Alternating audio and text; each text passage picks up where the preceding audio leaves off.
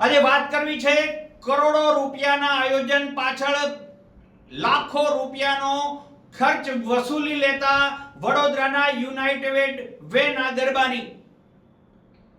અતુલ પુરોહિત એક સન્માનનીય નામ, સાલસ વ્યક્તિત્વ, સાદો પહેરવેશ અને મૃદુભાષી.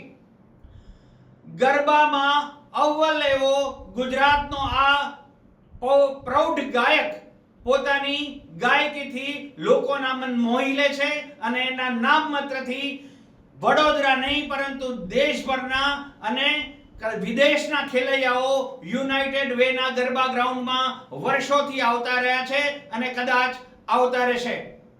માતાજીના ગરબા માટે દરેક જણ પોઝિટિવ રીતે પ્રયત્ન કરી રહ્યું છે અને અમે એટલી ખાતરી આપીએ છીએ કે કાલે વરસાદ નહીં પડે તો અમે દિવસ-રાત આ મહેનત કરી અને આ ગ્રાઉન્ડ વ્યવસ્થિત થઈ જાય એ બધા જ પ્રયત્નો કરીશું. પરંતુ કદાચ આ આવતા રહેશે એ વાત અત્યારે કહેવી અનુચિત એટલા માટે છે કે જે રીતે અતુલ પુરોહિતના નામે આયોજકો ધાંધિયા કરે છે ગરબા મેદાનમાં, એ જોઈને વડોદરાના ગરબા પ્રેમીઓનું દિલ દ્રવી ઉઠ્યું છે અને ઉકળી પણ ઉઠ્યું. જુઓ આ વિડિયો. વર્ષો વર્ષથી આ ગરબાનું આયોજન કરી રહ્યા છે અને આપ સર્વે જાણો છો કે જ્યારે ગરબાનું આયોજન કરવામાં આવ્યું છે ત્યારે વ્યવસ્થિતપણે બધી વ્યવસ્થા કરવામાં આવે છે. છતાં બી આ વર્ષે વરસાદનું જે વિઘન આવ્યું અને એના લીધે 2.5 મહિના ઉપરથી આખી ટીમ જે મહેનત કરી રહી હતી એ છેલ્લા 3 દિવસમાં જે વરસાદ પડ્યો એની અંદર માત્ર યુનાઇટેડ વેનો ગ્રાઉન્ડ નહીં પણ વડોદરાના દરેક ગ્રાઉન્ડ પર આ તકલીફ સર્જાયેલી છે. ભૂતકાળમાં જ્યારે બી કોઈ આવા પ્રોબ્લેમ આવ્યા છે ત્યારે યુનાઇટેડ વે કમિટેડ રહ્યું છે અને એ પ્રોબ્લેમને દૂર કરવા હંમેશ પ્રયત્નો કર્યા છે અને આપ સર્વે અમને સાથ આપ્યો છે. માતાજીના ગરબા માટે દરેક જણ પોઝિટિવ રીતે પ્રયત્ન કરી રહ્યું છે અને અમે એટલી ખાતરી આપીએ છીએ કે કાલે વરસાદ નહીં પડે તો અમે દિવસ-રાત આ મહેનત કરી અને આ ગ્રાઉન્ડ વ્યવસ્થિત થઈ જાય એ બધા જ પ્રયત્નો કરીશું એની હું ખાતરી આપું છું. હા, વરસાદ પડે કોઈ બી વસ્તુનો પ્રોબ્લેમ અને નિવારણ હોય છે અને અમે નિવારણ લાવીશું. તમારો સાથ સહકાર એમાં જોઈશે. આજે આપ આટલી મોટી સંખ્યામાં અહીંયા ગરબા કરવા આવ્યા છે એ જ બતાવે છે કે આપ સર્વે અમારી જોડે છો.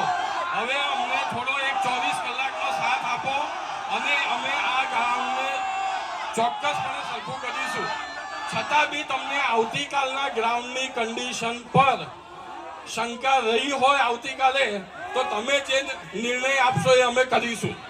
પહેલે નોરતે ગારા કીચડમાં લથબથ એવા ખેલૈયાઓ મેદાન પર પહોંચ્યા અને અવ્યવસ્થાઓની ભરમાર હતી. ખુદ ગાયક અતુલ પુરોહિતે લાજ અને શરમ નેવે મૂકી અને પોતાના બાળકો, પોતાના ખેલૈયાઓને એવું કહેવું પડ્યું કે આ કીચડ મારા મોઢા પર મારો. આ હદની સ્થિતિ આવી ગઈ અને આવું કંઈ પહેલી વાર નથી થયું. 1-2 વર્ષ પહેલા પણ વડોદરાના પહેલા બીજા નોરતે જે રીતે વરસાદ પડ્યો હતો અને ખેલૈયાઓ ગયા હતા ગરબા ગ્રાઉન્ડ પર ત્યારે પણ આવી જ સ્થિતિ હતી અને ઉલટાનું પથ્થરમારા જેવી સ્થિતિ સર્જાઈ હતી. ખેલૈયાઓ એટલા આક્રોશિત થઈ ગયા હતા, આક્રોશ હતો આયોજકો, પરંતુ આનો સીધો વેઠવો પડ્યો આક્રોશ ગાયક અતુલ પુરોહિત અને તેમના વૃંદને. કરોડો રૂપિયાનું સામ્રાજ્ય ધરાવતું આ ગરબા ગ્રુપ જ્યારે આયોજનના નામે અખાડા કરે છે ત્યારે ગરબા પ્રેમી અને ભાવનાત્મક ખેલૈયાઓ ઉકળી પડે છે. 5-5.5 હજાર રૂપિયાનો પાસ લઈ અને જે ગરબા ખેલૈયાઓ મેદાન પર પ્રવેશે છે તેને આ પ્રકારની વ્યવસ્થા આપવામાં આવી રહી છે અને આ કોઈ પહેલી વાર નથી.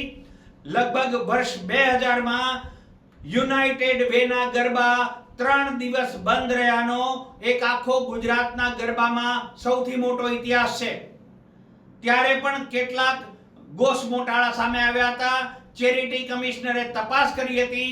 સમગ્ર વડોદરાના ગરબા આયોજકો એકત્રિત થઈ અને ચેરિટી કમિશનર પાસે રજૂઆત કરવા ગયા હતા અને અતુલ પુરોહિતના યુનાઇટેડ વેના ગરબા ત્રણ દિવસ સુધી બંધ રહ્યા હતા. જે છોકરીઓ પાસેથી પાસના પૈસા ઉઘરાવવામાં આવ્યા હતા એ પાસના પૈસા રિફંડ ન થયા ત્યાં સુધી યુનાઇટેડ વેના ગરબા બંધ રહ્યા હતા. આ કલંક અતુલ પુરોહિતે પણ વહોરવું પડ્યું હતું. જો કે આજથી એવું કહેવાય છે કે બધું સમૂહસૂત્રો થઈ જશે અને ખેલૈયાઓ પૂર્વવત પોતાના લોકપ્રિય મેદાન અને લોકપ્રિય ગાયકો સાથે જોડાઈ જશે. પણ આ સબક છે કે 5,500-6,000 રૂપિયાના પાસ લઈને જ્યાં જે જગ્યાએ ગરબા રમવા જાઓ છો ત્યાં તમારા મોંઘા દાટ પહેરવેશનો સત્યાનાશ વળી જતો હોય છે અને આયોજકો આ બધું જ એક દિવસના પાસમાં તમારી પાસેથી વસૂલી લઈ અને કોઈ પ્રકારની વ્યવસ્થા આપવા બંધાયેલા નથી હોતા.